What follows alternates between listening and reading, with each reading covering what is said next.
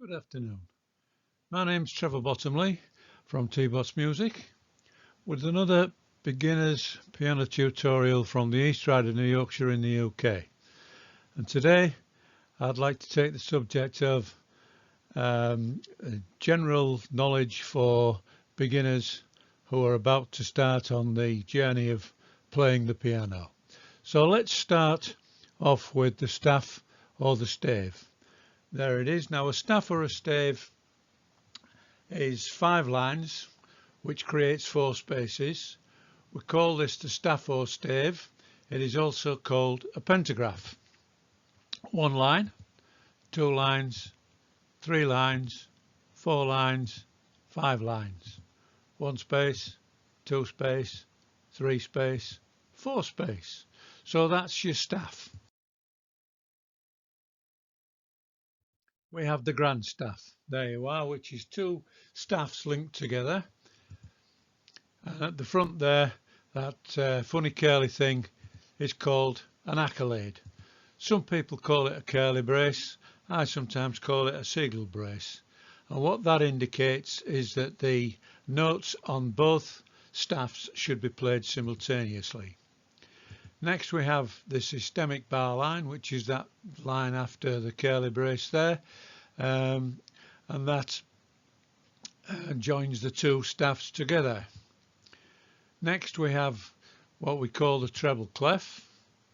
This indicates that the notes are played usually in the right hand. There are exceptions to that, but we'll go into that in a later lesson. You'll notice that the curly bit in the middle of the stave, the clef there, wraps around the second line on the stave. Now the second line is what the note G sits upon, so we also call this, as well as the treble clef, we call it a G clef. Next we have the clef for the left hand. Again, there are exceptions to that, as we said before. This represents the notes played in the left hand. You'll notice that the 2 dots there sit across the 4th line of the stave, which is with the line which the note F sits upon. And therefore this clef, as well as being called the bass clef, is also called the F clef. Next we have the key signatures. That indicates how many sharps or flats there are in the key that the music is written in. Then we have the time signatures. This tells you how many beats there are to each bar or measure. In this case we've chosen 4 time, which means that there are 4 notes, and the bottom 4 equals quarter note or a crotchet. So there are 4 quarter notes or crotchets to the bar, so that means it's 4/4 time. Now the time signature always comes after the key signatures. First of all you get the clef, then you get the key signature, then you get your time signature. There is an exception to that when we're playing in the key of C, of course, which is the natural key.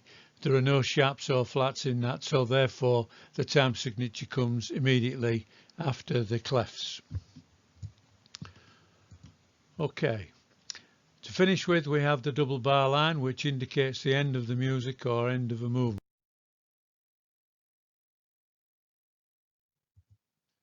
Next we have the construction of the stemmed notes, and here we have it. First of all you have the note stems. That's the sticks that protrude from the side of the notes. Then we have what we call the beam. Now the beam is what connects more than one quaver, semiquaver or demi-semiquaver together. So whether it's 2 or whether it's 4, you get a beam across the whole set of notes. Then we have the flags, which are the little things that come off the stem there on the right. We have 1 flag for a quaver, 2 flags for a semiquaver, and 3 flags for a demi-semiquaver. And finally, we have the note heads. Next, we're going to show you the notes on the treble clef of the staff. There's your treble clef. On the first line we have the note E, second line G, third line B, fourth line D, fifth line F, first space F, second space A, third space C, fourth space E. Now, an easy way to remember these notes is to use what we call a mnemonic. In other words, we use a series of letters or notes that make it easy to remember the sequence. So for the notes on the lines, we have the mnemonic every good boy deserves fun. For the spaces, we have F and A and C and E, which spell the word face. So that's how you remember the notes in the treble. Next we have the notes on the staff of the bass clef. There's the staff, there's your bass clef, and we have G on the first line, B on the second line, D on the third line, F on the fourth line, and A on the fifth line. In the spaces we have A, C, E and G. The mnemonic is similar to in the treble clef, just a couple of names changed. Good boys deserve fun always. In the spaces we have all cows eat grass. So hopefully that will help you to remember the notes in the lines in the spaces in the bass clef.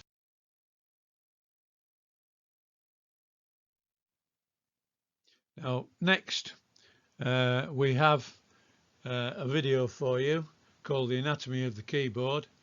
Now this gives you all the information you need about the notes on the keyboard, what the names are, whereabouts they are, how they're all arranged, octaves. It's very comprehensive and will show you exactly what you need to know. The above graphic depicts an 88-note keyboard which is divided up with 52 white notes and 36 black. All the white notes are named, and you will note that there are only 7 note names shown, which are A, B, C, D, E, F, G, the first 7 notes of the alphabet. In this graphic we show a keyboard with the 3 yellow notes indicated with a red arrow. The first note at the left of the keyboard and down at the bottom is an A, and in the middle of the keyboard we have a C. This note is referred to as middle C. This is obviously named as the note is bang in the middle of the keyboard. Then up on the right at the top of the keyboard, the last note is C. In this illustration we show what are called the black note clusters. You will note that the black notes come in groups of 2 and 3. A white C note always comes before the 2-note cluster, and the white F note always comes before the 3-note cluster all the way up the keyboard. This illustration shows the keyboard divided into octaves, an octave being 8 notes: A, B, C, D, E, F, G and back to A. Therefore, the yellow notes indicate there are 7.2 octaves on a standard piano keyboard. The word octave is derived from the Latin octavus, 8th, meaning 8. Hence the names octopus, which has 8 tentacles, and octagon, which has 8 sides. In this slide we are going to show all the name notes, including the sharps and the flats. If the black note is to the right or in front of the white note, up 1 semitone, then this is called a sharp. If the black note is to the left or behind the white note, down 1 semitone, this is called a flat. We can now name all the black notes, starting from the first note A, 1 up would be A sharp. One down from B is B flat, and so on up the keyboard. C sharp, D flat, D sharp, E flat, F sharp, G flat, G sharp, A flat, A sharp, B flat.